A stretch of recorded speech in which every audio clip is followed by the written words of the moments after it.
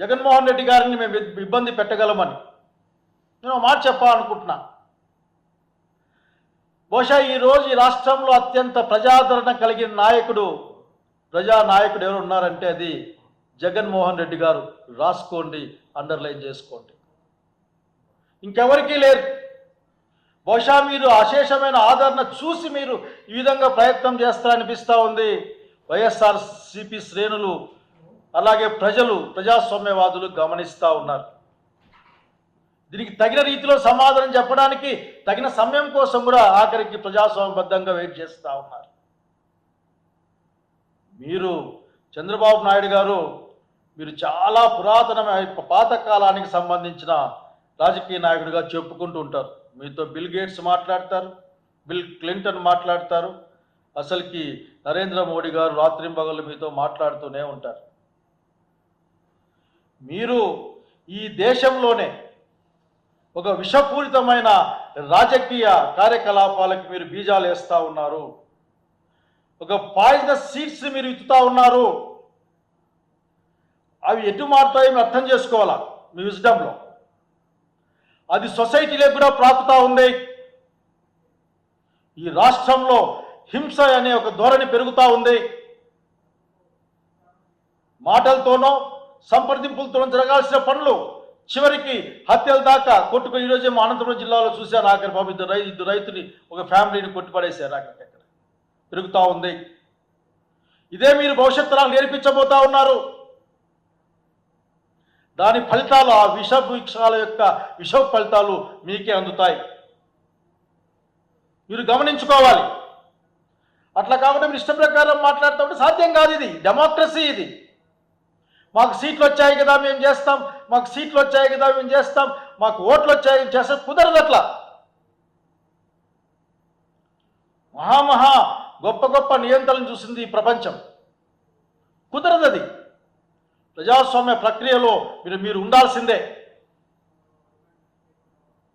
వెళ్తారు అసలుకి నిజంగా ఎంత స్పష్టంగా నేకెడ్గా మీరు అనుకుంటా ఉన్నారు. ప్రజలకు గమనించడం లేదు, తెలియజేయడం లేదు, వాళ్ళకి తెలియదులే అనుకుంటా ఉన్నారు. మీరు ఈ రోజున మీ పరిపాలనలో దేవతా వస్త్రాలను ధరించి ఉన్నారు. మీరు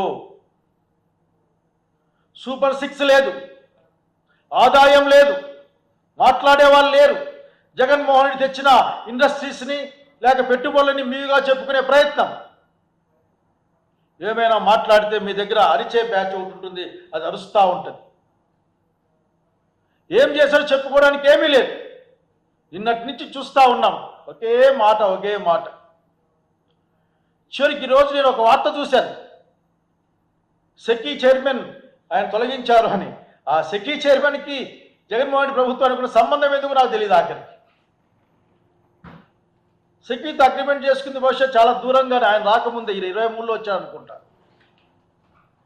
కనుక దయచేసి మీరు కొద్దిగా ఆలోచించాలి. మీ మంత్రులు మాట్లాడుతూ ఉంటారు, అన్నీ మాట్లాడదాం. మీరు ఏం చేశారు ఈ సంవత్సర కాలంలో? అసలు మీ దగ్గర లిక్కర్ కేసు ఉన్న ఆధారం లేదో చెప్పండి. ఎవరు ఏ విధంగా కంప్లైంట్ చేశారో చెప్పండి. ఇదే కంప్లైంట్తోనే కదా మీరు సీసీఐకి పంపించింది. మీరు పంపలేదు అంటారేమో, బయట చెప్తారు, బయట అంటా ఉన్నారు. I think it is right. Wrong అయితే ఇది నేను చేయగలిగింది ఏం విల్ కరెక్ట్ ఇట్. మరి వాళ్ళు చేసిన ఆరోపణలు పోయింది. అక్కడ క్లియర్ చిట్ ఉంది, అక్కడికి ఏం లేదు ఇక్కడ. అసలు జగన్మోహన్ రెడ్డి గారు ఈ లిక్కర్ కేసులో ఎక్కడ సంతకం పెట్టారా? మాట్లాడారా? అంటే ఒక డిస్కషన్లో కూర్చుంటేనే కేసులు పెట్టేస్తారే. ఈ మధ్యకాలంలో చాలామంది అనధికార వ్యక్తులు మీతో కలిసి కూర్చుంటారు కదా, వాళ్ళపైన కేసులు పెడతారా? తిరుపతిలో ఒక ఆయన పారిపోయాడే, కేసు పెట్టేస్తారా? మీరు పెట్టేయండి మళ్ళీ. కనుక ఇది ఎవరినో భయప్రాంతులు చేసి ఒక భయాన్ని క్రియేట్ చేసి రాజ్యాన్ని పరిపాలిద్దాం లేక అధికారాన్ని ఆపుకుందాం అంటే కుదరదు. మీరు చెప్పినవన్నీ డొల్ల మాటలు అర్థమైపోయింది.